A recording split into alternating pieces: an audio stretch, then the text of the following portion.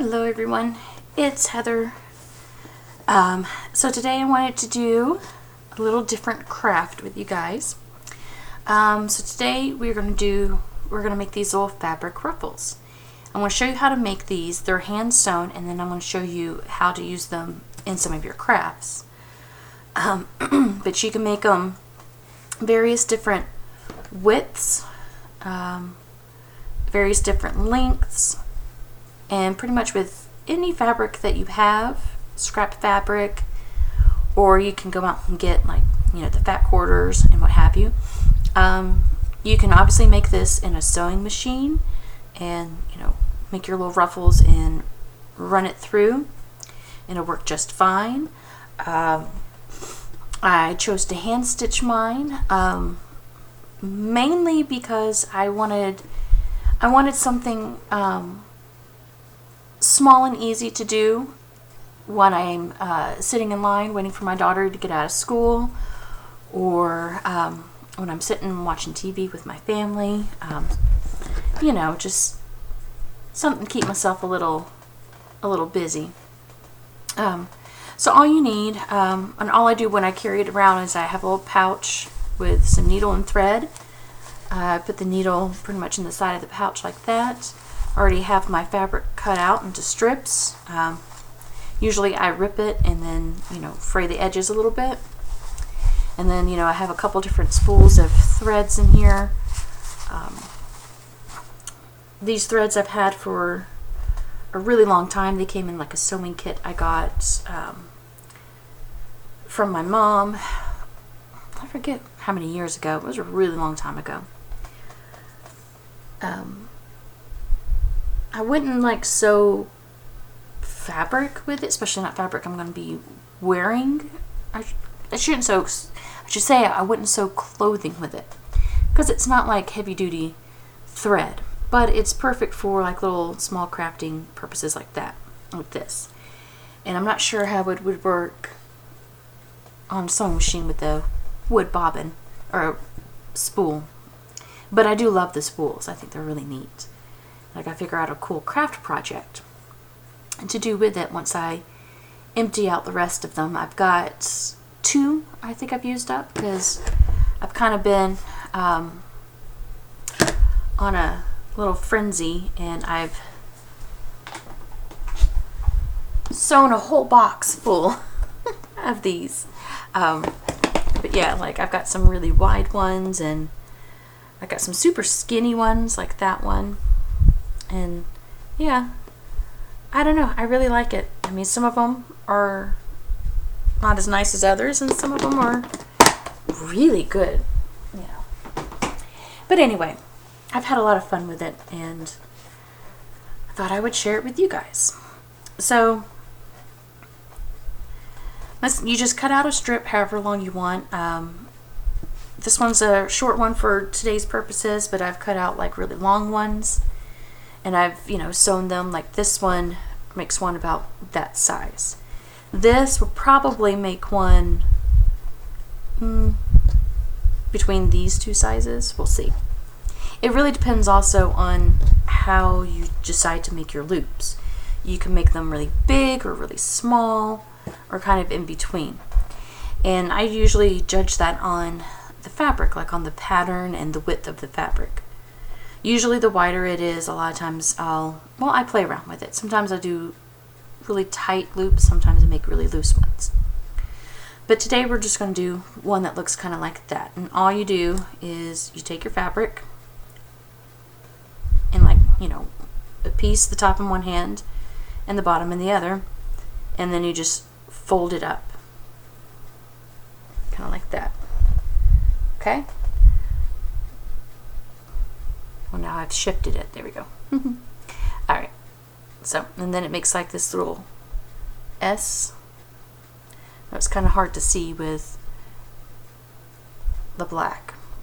But so, I've tested out a couple of different fabrics on the camera to see which one looked the best, and they were all kind of hard to see. So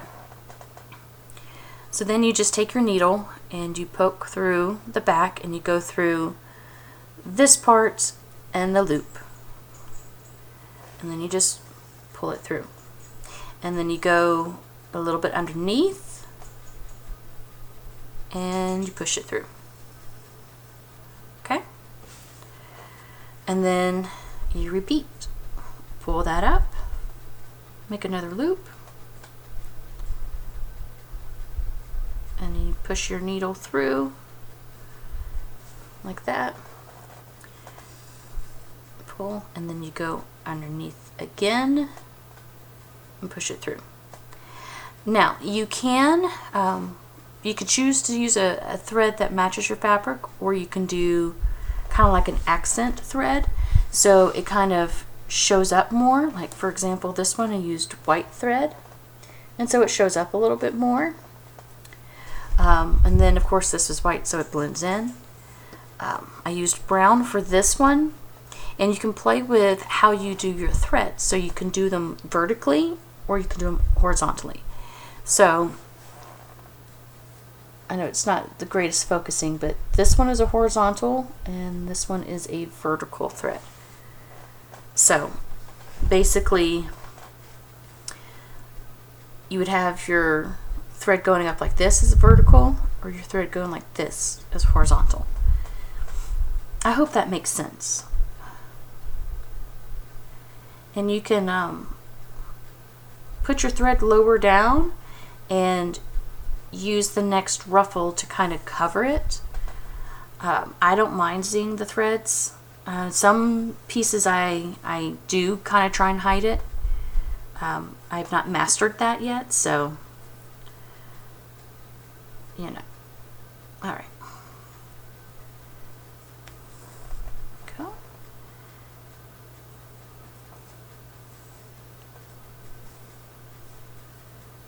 All right, last loop, and then I'll show you how I tie it off in the back. All right. All right, so here's the back. All right, so I like to tack this part down.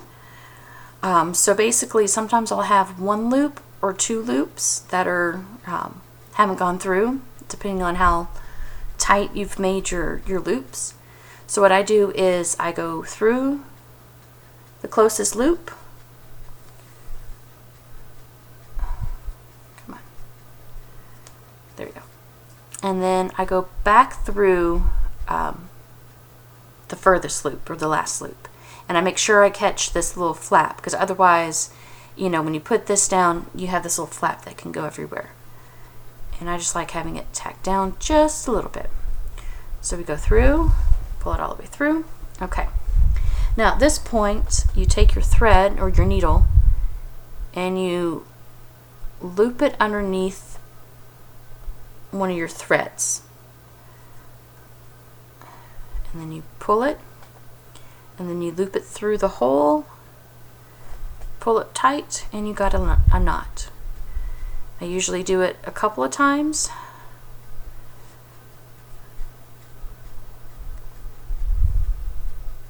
There you go. And then you just give it a little snip. Alright, we can try and do one more. I think all I got left right now are dark fabrics, so I don't know if any of them are going to really show up. I got. Let's do this purple, and we'll see if we can get it to show up a little bit better. All right. So we do our first loop, just like that. Okay. Take your needle, push up through the back, and you pull it through. Push it back through, and pull. Loop, needle through, and then back through, and pull. And it doesn't have to be perfect, you know, especially if it's a thread that blends in. People, you're not going to be able to see it very much, or you're not going to notice it as much. So it's really, you know, up to you. I like the more handmade look, so I kind of just go for it and don't really pay much attention to it.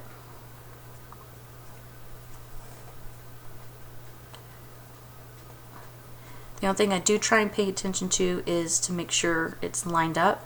Now, some of the fabrics don't tear evenly, so you'll have like one length that's wider than the other half of it, and that's okay. You just kind of play with it and see, you know, if it's something you like.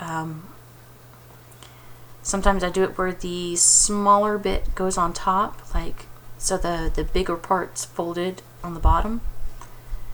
Okay, and then we have the last one. We go back through, and there we go. Now this one's got several loops that are not sewn over already. Like this one's sewn over into this one. This one's sewn over into that one. That one's sewn over into that one. So at this point, when I have multiples, I'll do maybe like the middle one or the second one. I go through it and then back through up. Okay? And then again for the tying off, you go underneath the thread right there. See, there's thread right there. Go underneath, pull it up, and this makes you make a loop, and you go through the loop. So you go underneath, there's a loop, go through the loop, and pull. And there you go. Alright, now let's just set that in there. Okay, so then we have our fabric ruffle. Okay, so you can use it on paper. Like, so this goes like in your journal, and you can put one there or anywhere as like a kind of like a tab or something, or just, you know, trim that just a little bit. Alright, let's see, which one do I like better? I think I kind of like that a little bit better. I think I kind of like it up there. So all you do is you can use Fabri-Tac, or you can use your art glitter glue, any of your favorite glues. I'm gonna go with Fabri-Tac, and then you have to choose if you want your ruffles going like this or if you want them going like that. I think I'll just leave it like that for today. And I want a little bit of the side hanging over, so I'm not gonna put glue right up there.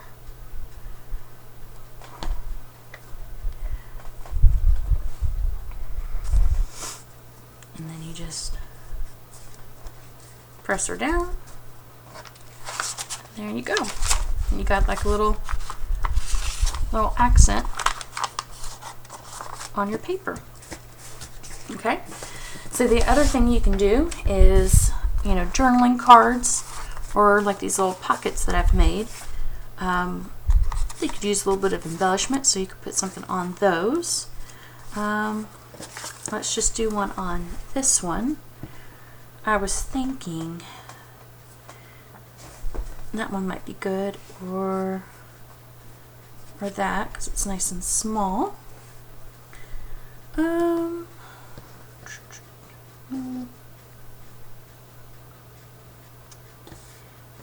It's between these two. Which do I like better? I think I might go with the yellow because it brings out a little bit of that yellow. And I think for this one, I'm going to have the ruffles going down.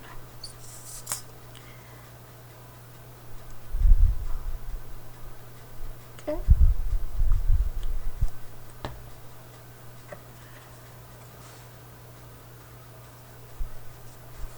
Alright.